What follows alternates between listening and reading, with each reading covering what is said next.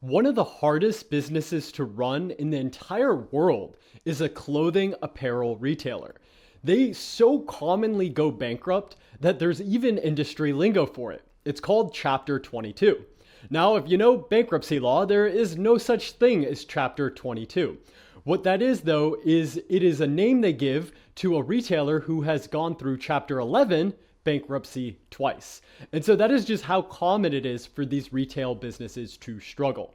Now, in this video, we are going to do a case study that is going to help you understand why traditional clothing apparel retailers are such bad businesses. We will talk about in depth and detail about everything that could go wrong in their business and why they're so hard to run. But we're also going to talk about two businesses, Zara and Shein, who were able to innovate and create an entirely different business model. And Zara is now worth over $200 billion, and in fact has operating margins as good as some software companies. And so in this video, we will explain all of these key business lessons that will help you become a better investor, to identify future potential opportunities, but also just a better business person. You will understand business better after you watch this video.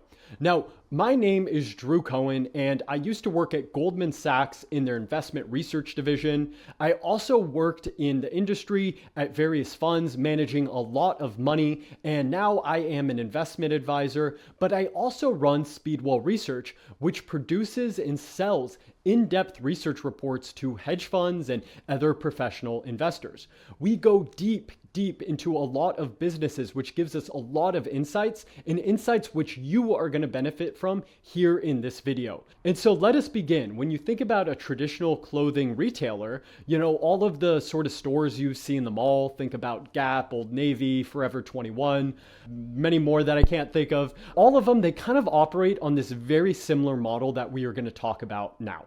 And so it kind of all begins with this big problem they're trying to solve that leads to a lot of other problems, basically. And that is that they don't know how to properly estimate demand. When you are in the retail industry, consumers are very fickle. The sort of designs they want change all the time. Certain things can go in and out of style very quickly.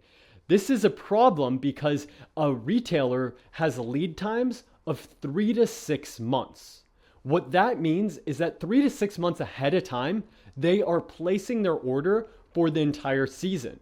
If they get this wrong, they will not have the right inventory to sell. They may have to discount, and they may also lose customers who think that their brand is now no longer in. And so all of that is just part of the problem.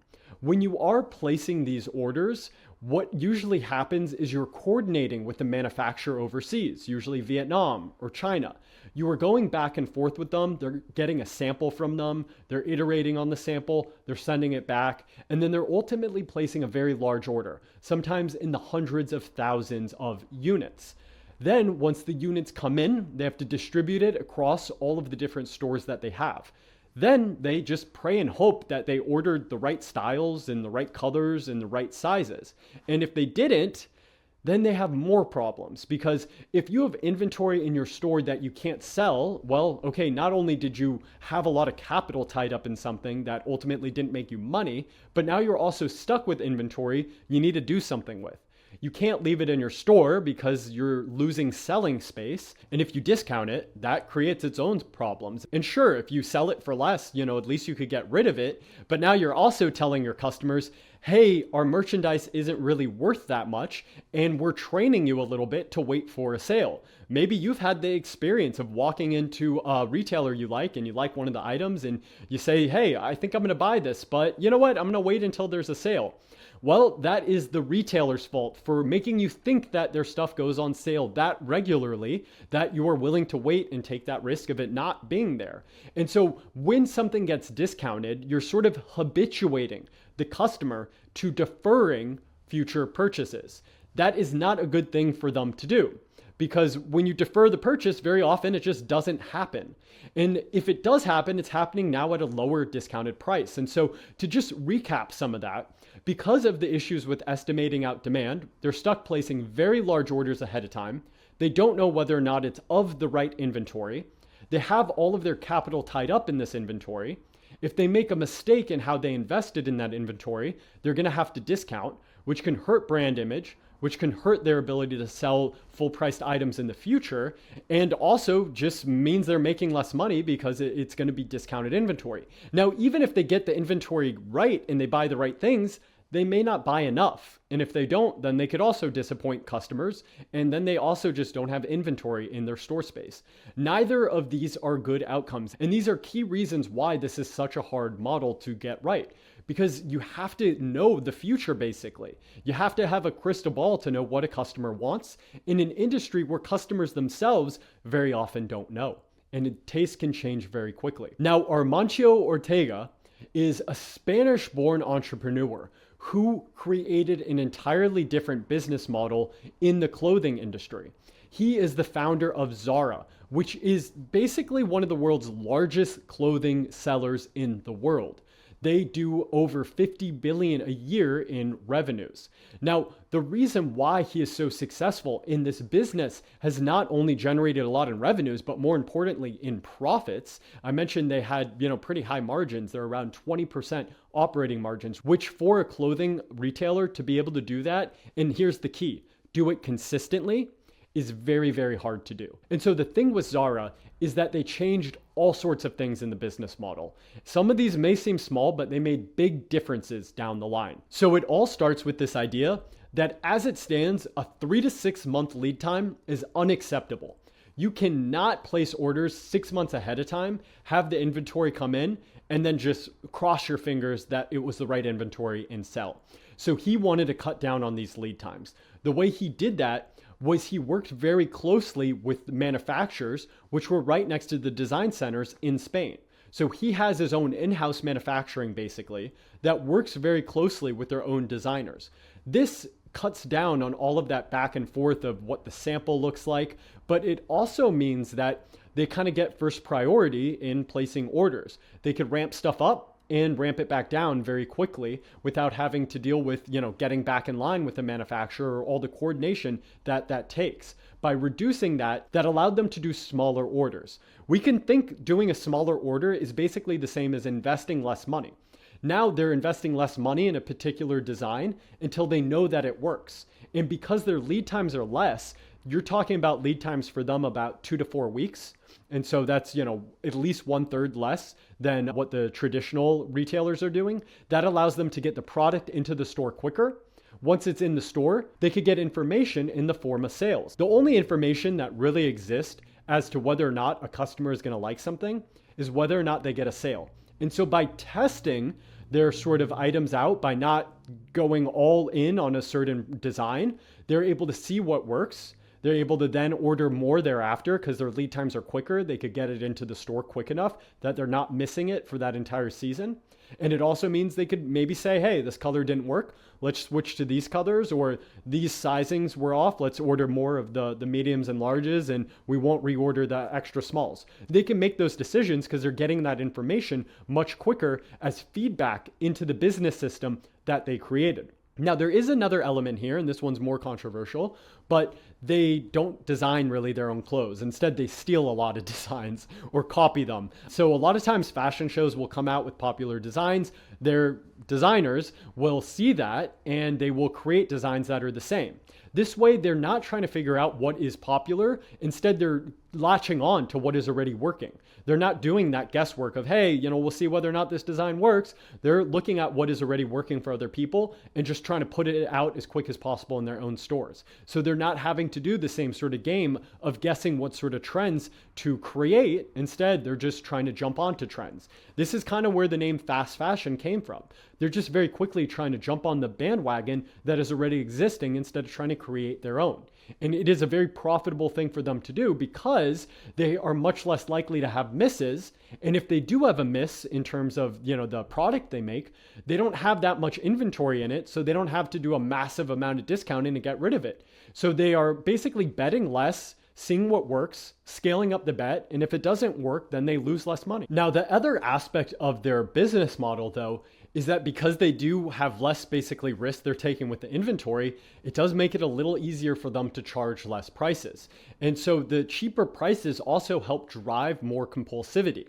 And the fact too that their stores are constantly turning over the designs that are offered also means that customers are kind of feeling I'm going to miss out if I don't buy this. It's the exact opposite of what we were talking about with the traditional retailers where you may defer a purchase and hope it goes on sale. Instead with Zara, you're worried that the clothing you're looking at is going to disappear because it is going to disappear. And so that is another thing that is really working for their model. And all of this together means they're doing inventory turns of about 4 times versus, a traditional retailer that maybe is doing 2 to 3 times. And in total, they're doing about $10 billion in operating profit, which I know we're kind of skewed by some of the numbers we'll hear by big tech and all that, but that is a lot of money for selling clothing with about 20% operating margins. And I mentioned the most important thing about that is they're consistent. Maybe you've seen Abercrombie stock is doing really well right now. That's because they're kind of going through a little bit of a period. But if you pull up their 10 years financials, the operating margins are bobbing up and down all over the place. And that's because they're constantly trying to figure out what trends to follow and what trends to try to create. It's just a much tougher business model that maybe you do really well for a little bit, but then you also have big downside when you're missing something and you're out of fashion. And so this model that Zara's created is not only more profitable, it's more consistent. There was a business though that took this idea and then went to the next step, and that is Shein. Now, Zara, one of the great things about the business is they're not putting these big orders in inventory. Shein goes even farther with that. Zara may have 10,000 items behind a SKU, whereas Shein may have 100. Just 100. And so Shein is almost like the TikTok of clothing. The way TikTok works is it'll show a video to 100 people. If it's well received, then it will blow that video up to more and more people, and it will continue to send it out as long as the metrics look good. Shein operates much the same way. Shein will have about, 100 items behind a listing, and only once those sell out will they buy more to go and offer back to the consumer. And if it doesn't do well, then it just disappears and that's it. And so that is one of the brilliant things of their business model. They're able to test and see what works with very little investment. And it only really works because they are online first, but also because they work very closely with the manufacturers. They have over 5,000 manufacturer partners who don't really design clothes so much as just try and see what works and experiment. And they'll look on the internet, they'll look all over the place and just try different things, and they'll list them online. Shein has over 300,000 SKUs, which, they benefit for being online only because you can't put anywhere near that amount of SKUs in a retail store. And it's kind of the same thing Jeff Bezos said very, very long time ago about Amazon selling books, which was that the great thing about selling online is you have unlimited shelf space. It's the same thing with Shein. They can put all of these different SKUs on their website and see what works and resonates with customers. And if something does well, then they'll just buy more and more of that item. Or again, they could kind of iterate on it even more. And so it's a very similar thing to Zara. It's just a much quicker iteration, a much quicker cycle. They're also kind of positioned right next to the manufacturer. They don't have a design center because the manufacturer is kind of the designer. It's even more integrated in that respect. Now, the downside though, is that they don't have a physical store footprint. And a lot of times having a physical store footprint brings in natural traffic. So it's kind of like advertising too in a way. And on top of that, you have to wait 1 to 2 weeks for their orders. Now, it turns out though, people don't care that much about waiting a week or two if you're able to save money. And you are able to save money because they don't have this entire physical infrastructure that requires another layer of markup to support, in addition to all the inventory that would sit in the retail stores, which also, costs money because you have a lot of capital tied up in all of that. And so that is why they're able to offer even cheaper prices. Now, the way though that they grew was really different than any retailer really has historically. And that's, again, because they're kind of internet native. They basically piggybacked off of TikTok and other social media, but mostly TikTok, to offer a lot of influencers, so basically an entire army of influencers, commission if they could sell their product on their behalf. And what this led to was all of these influencers, ordering 30, 40 items on Shein for just a couple $100 because it's very cheap. And then they'd say what they liked and what they didn't like. And then they would drop an affiliated link below in the video, which if you purchase through it, they would get 10 to 20% commission. And so they were basically the advertising force on the behalf of Shein, which worked very, very, very well for them. You can look on TikTok, there's so many of these different videos, and it helped them grow extremely quickly. On top of that though, it also meant that the cost savings they had for no physical infrastructure, they could afford to give, some money back to these influencers in the form of advertising. They didn't have to do, big ad campaigns traditionally. This was just a more effective way to basically advertise. And it really worked well for their model because it basically was the discovery function for Shein. Because you can imagine when you have that many items on the store, it's very hard to find things. And so discovery becomes very important. And what better way to help people discover the item than having, an influencer you like talk about it. And so this became a really good way for them to sell a lot of clothing. And it works too, because their clothing is very low priced, which means people are more willing to just experiment, try, take a risk.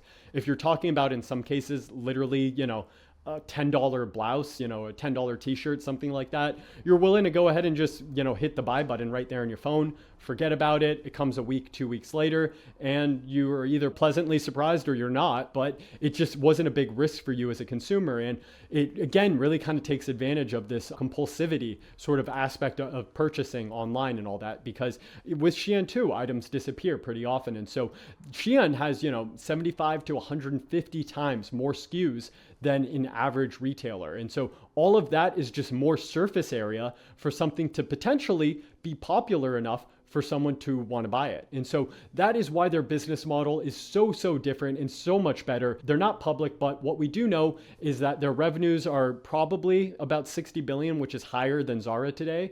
And on top of that, their inventory turns are estimated at 8 to 12 times. So that's at least more than 3 times better than what already one of the best clothing retailers in the world is, Zara. So really an impressive business model they've been able to build there. You may be thinking, how come these traditional clothing retailers don't copy any of this?